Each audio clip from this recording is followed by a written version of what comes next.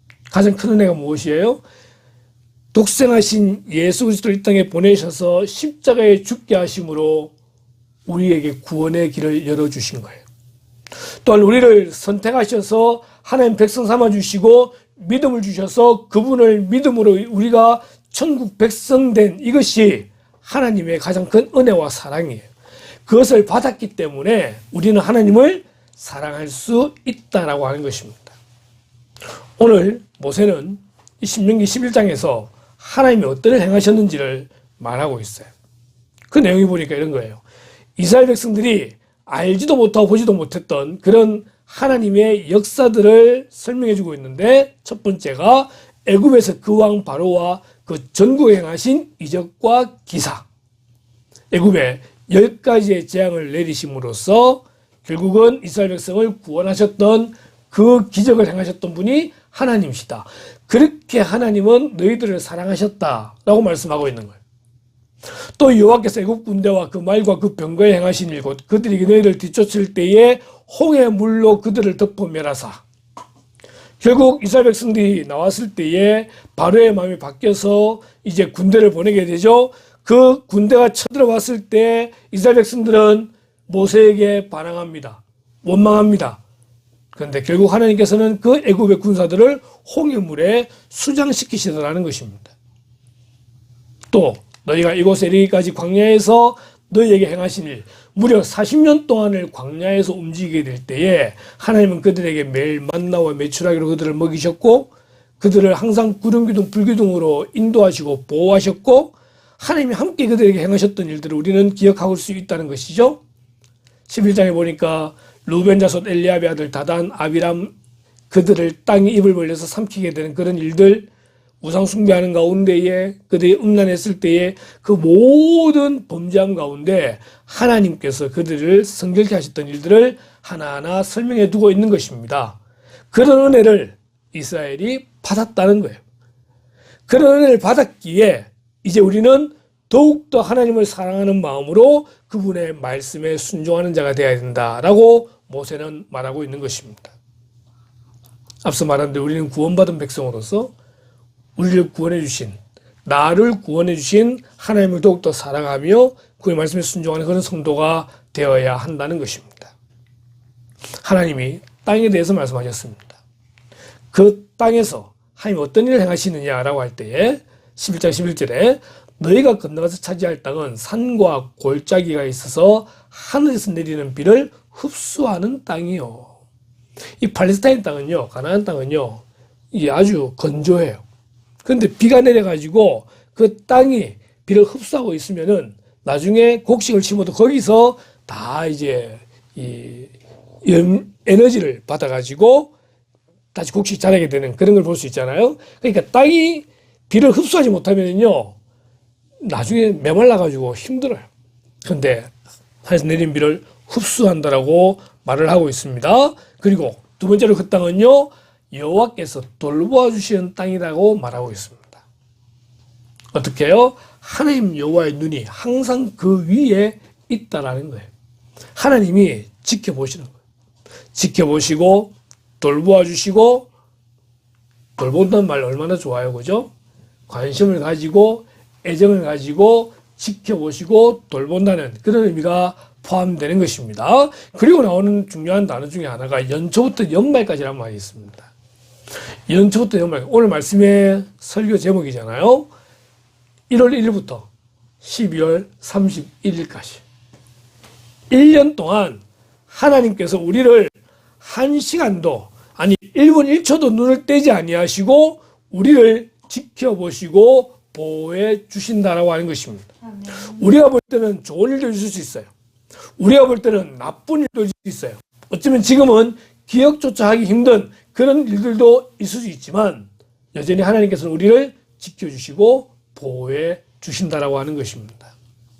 하나님 그렇게 이스라엘을 지키신다 말씀하십니다. 우리가 해야 될 일이 있습니다. 첫 번째는 말씀에 귀를 기울이고 청종하는 겁니다. 귀를 기울이는 거예요. 내가 오늘 너에게 명하는 내 명령을 너희가 만일 청종하고, 다시 1월 1일부터 성경 읽기 시작한다고 그랬는데, 말씀에 귀를 기울이고 하나님 내가 어떤 메시지 주신지를 항상 기대하는 모습 중요합니다. 그리고 너희 하나님 여호와를 사랑하며 마음을 다하고 그 뜻을 다하여 섬긴다라고 되어 있습니다. 섬기는 게 예배예요. 서비스, 예배. 하나님 우리에게 원하는 것이 무엇이냐? 말씀에 집중하고 말씀에 순종하고 하나님을 사랑하는 마음으로 예배하는 자가 되라. 이게 하나님 우리에게 원하시는 것이에요. 2025년 우리가 시작하면서 이 두 가지를 기억할 수 있길 바랍니다. 우리가 말씀에 순종하는 성도가 되기를 원하고요. 예배에 집중하는 성도가 되기를 주님의 이름으로 축원합니다. 그럴 때에 하나님께서 우리에게 이른비와 늦은비를 주신다는 거예요. 이스라엘의 이른비는요, 처음에 씨를 심을 때, 파종할 때에 비가 와야 그 땅에 씨가 심길 수 있어요. 이른비가 안 오면 큰일 나요. 두 번째는 곡식 거둘 때에 늦은비가 와서 비가 많이 와야, 이런 팔레스타인은요, 이 건조한 땅이에요. 비가 거의 오지 않아요. 근데 이른비와 늦은비로 인해서 곡식을 심고 거두게 되는 너무나 탁월한 그런 비예요. 이것이 적당한 때에 와야 돼요. 우리나라에 9월에 태풍 불어가지고 곡식 다 막 무너지는 그런 경우를 보게 되잖아요. 그때는 태풍이 오면 안 되는 거예요. 그죠? 마찬가지로 곡식과 포도주와 기름을 얻게 될 때에 이른 비와 늦은 비가 적당한 때에 오게 되는데 청정하고 섬길 때 그것이 가능하다라고 말하고 있는 것입니다. 그 다음에 그것이 이제 우리에게만 아니라 가축들에게도 영향을 끼치게 되네요. 예, 촐랑이 하면 막 기억날 텐데 말씀에 순종했는데 세상에 촐랑이에게 복이 이런 상황이 되는 거죠. 가축들, 소와 양과 이런 것들이 풍성해지는 복을 누리게 된다는 거예요. 말씀에 순종했을 뿐인데 그 가족들이 복을 누리게 되며 그 집의 모든 것이 복을 누리게 되는 이런 은혜가 주어진다고 말합니다. 가장 중요한 단어, 때를 따라 돕는. 자, 때마다 일마다 때를 따라 돕는 은혜가 우리에게 주어진다고 말합니다. 말씀에 순종하시길 바랍니다. 예배에 집중하시길 바랍니다. 그렇게 할 때 하나님께서 2025년 한 해 동안 우리에게 때마다 일마다 때를 따라 돕는 은혜를 주신다라고 약속하고 있습니다. 그런 은혜가 있기를 주님의 이름으로 축원합니다. 네. 자, 영상 하나 보겠습니다.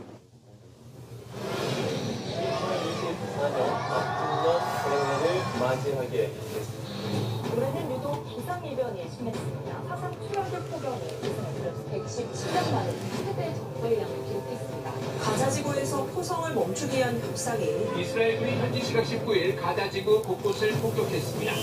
파리올림픽 개막식 공연의 이 장면, 전 세계인에게 잊을 수 없는 충격을 줬는데요. 우크라이나 전쟁에서 불상을 당한 북한군의 모습에 소셜미디어에 공개됐습니다. 개신교 단체가 오늘 포괄적 차별금지법 제정과 동성결혼 허용을 반대하는 종북 반국가 세력들을 일거에 척결하고 자유 헌정 질서를 지키기 위해 비상계엄을 선포합니다. 204표 가결되었음을 선포합니다. 한덕수 국무총리를 탄핵 조치했습니다. 행정사상 처음으로 서울 도심 곳곳에서는 대규모 집회가 이어졌습니다. 시민들은 어김없이 응원봉을 들고 집회에서는 탄핵 반대 측의 목소리를 높였습니다.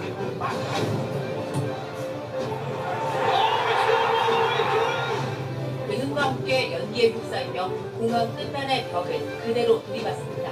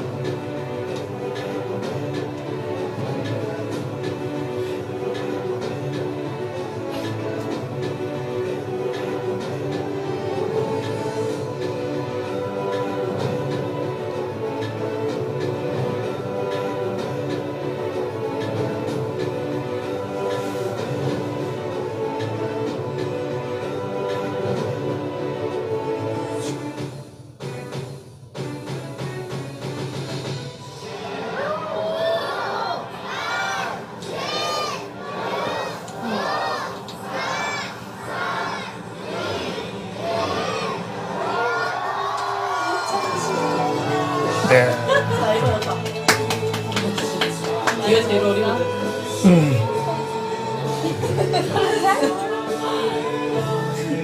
이제 30살. 30대에 접어들었네.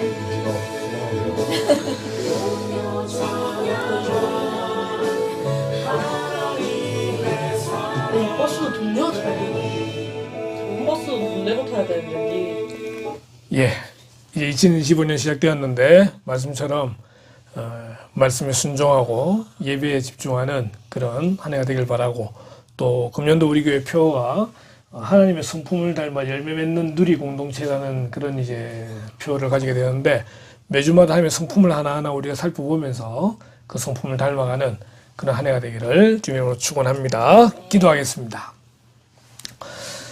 사랑의 아버지 하나님, 은혜를 감사드립니다. 우리에게 시간을 허락하여 주셔서 한 해를 시작하게 하시고 또 한 해를 마치게 하시며, 그 시간 가운데 하나님의 역사들을 돌아보는 은혜가 있게 하심을 감사드립니다.